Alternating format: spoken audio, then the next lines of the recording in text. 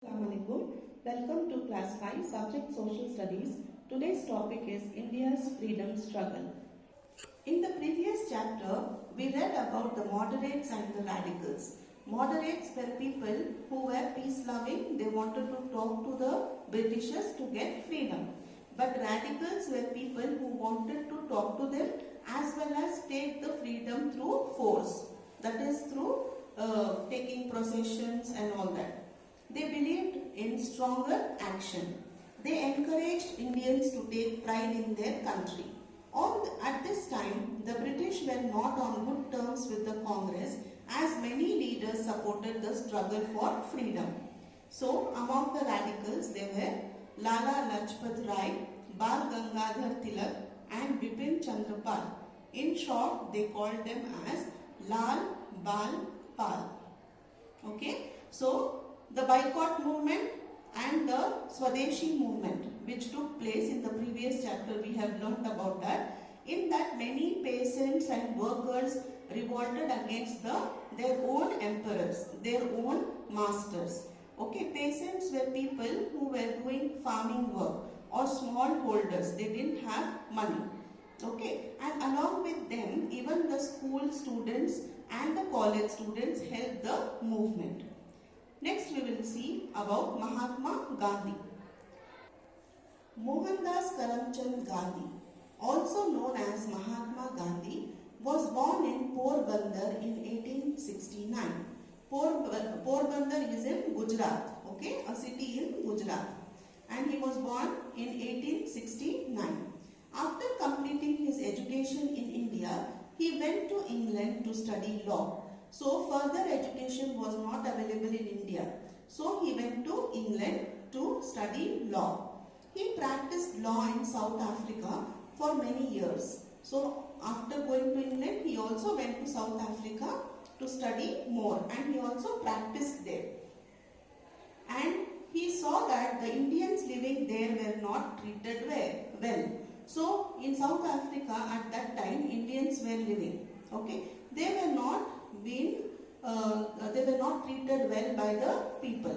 He adopted the method of satyagraha and non-violence to protest against the ill treatment of Indians. So there also in South Africa, Britishers had captured it. Okay, there the Indians were not treated well with in the South Africa. Okay, so there Mahatma Gandhi supported Indians by performing satyagraha and non-violence. That means to take freedom by not by action but through peace.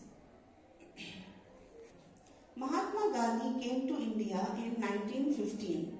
He adopted the methods of satyagraha and non-violence in the struggle for freedom. He supported the lower caste, peasants and workers in their struggle against injustice in different parts of India. He also made social reforms a part of the struggle for freedom. He spoke against the practice of untouchability, which was common in India in those days. So in India at that time, evil practices were too many. Okay, there were differentiation between the rich and the poor, and untouchability means the rich people will not touch the poor people. They will not allow them into the temples. Okay, they should not enter any Brahmin temples. Only the Brahmin people can do the puja, and in that temples only the rich people can go and perform their pujas. Okay, but the poor people, the laborers, cannot enter inside the temples, and they were called as untouchables. He worked to improve the conditions of the lower caste people and women. He also promoted unity between Hindus and Muslims. He thought that India will get freedom if all sections of society come together and fight against the British through non-violence. So he wanted all the caste people, the rich, the poor, the Hindus and the Muslims to join together, because if they join together, their population will become more and the unity will be more to fight against the British. And he also performed satyagraha and non-violence. He practiced non-violence. Mahatma Gandhi led a simple life and wove cloth on the charkha or the spinning wheel. Actually, Mahatma Gandhi is from a very rich family, but still he adopted the using the charkha for weaving the clothes, and he used to wear the clothes spinned by himself. He supported Swadeshi and made khadi popular. Swadeshi means what? Making their own clothes. Okay, clothes made in their own country. So he made the clothes in his own country, and he encouraged the Indians to wear the clothes made only in India. He encouraged Indians to spin cloth for their use. Jallianwala Bagh Massacre. Under the Rowlatt Act of 1919, the British could arrest anyone without a trial in court. Many leaders protested against the act, and some of them were arrested. So, under Rowlatt Act was passed by Britishers. Okay, under this act, what was there? The Britishers could arrest any Indian without a trial in court. That means without a notice. Okay, if they have any problem with an Indian, they can arrest him at any time. Public meetings and protests were banned. So nobody can protest against the Britishers. Gandhiji started a countrywide satyagraha against the Rowlatt Act. So Gandhiji did not want this Rowlatt Act to be practiced, because all Indians will be in the prison, because we cannot protest. So if we protest, then they will put the Indians into jail. On 13th April 1919, in Amritsar. Amritsar is in Punjab. Okay. Many men, women and children gathered at a park named Jallianwala Bagh to peacefully protest against the arrest, because many Indians were arrested. So the men, women and many children also were there along with them.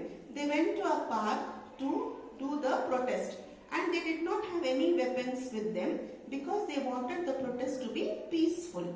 The park had high walls on three sides and a narrow exit. General Dyer entered with his troops, blocked the narrow exit and opened fire on the unarmed people without a warning. Killing and injuring of thousands of innocent people came to be known as the Jallianwala Bagh Massacre. Okay, so what happened? There was a person called as Dyer. Okay, his name was Dyer. He was given the post of a general. What did he do? He entered the Jallianwala Bagh, that means it's a park, okay, where the protest was going on. Who was inside that park? All Indians were there who were innocent, and there were big high walls on the three sides of the Bagh. Okay, so what did General Dyer do? He entered and he closed the narrow exit. Narrow exit means the entry and the going out of that place, Bagh, is only one. Okay, you can imagine it as a gate, entrance or exit gate. Okay, so he blocked that gate and he brought all his troops, that means troops means soldiers, and ordered the soldiers to open fire at all those people. And these soldiers, they opened fire, and thousands of people, innocent Indians, died in the Bagh. So it is still remembered as Jallianwala Bagh Massacre. The brutality of the British shocked the whole country. Brutality means behavior that is very cruel or violent and shows no feelings for others. Thousands of Indians joined the struggle against the British. So now what happened? This news spread to all over the country, and everybody were angry on this General Dyer and the British, because so many innocent people were killed. Non-cooperation movement. The non-cooperation movement was launched by Gandhiji in 1920 in response to the Jallianwala Bagh massacre. He appealed to people that the British came to India with the cooperation of Indians. Thus, the only way to end the British rule was to stop cooperating with them. The people participated in the movement in huge numbers. Okay, so Gandhiji advised the Indians not to cooperate with the British. Whatever they tell us, we should go against the British. We should not cooperate with them. The non-cooperation movement was a peaceful and non-violent protest against the British. It followed the methods of Satyagraha. It began with the return of titles of honor that were awarded by the British. Rabindranath Tagore returned the knighthood given to him by the British. People picketed shops that sold British made goods and started boycotting government offices, assemblies, court, schools and colleges. Okay, so what happened is many Indians, they stood out of the British shops and they asked them to close it. Okay, they started protesting against them. They did not buy the goods made by them, and the Indians who were working in the British offices and the assemblies and courts and schools and colleges, all the Indians resigned from their job. They left the job of the British.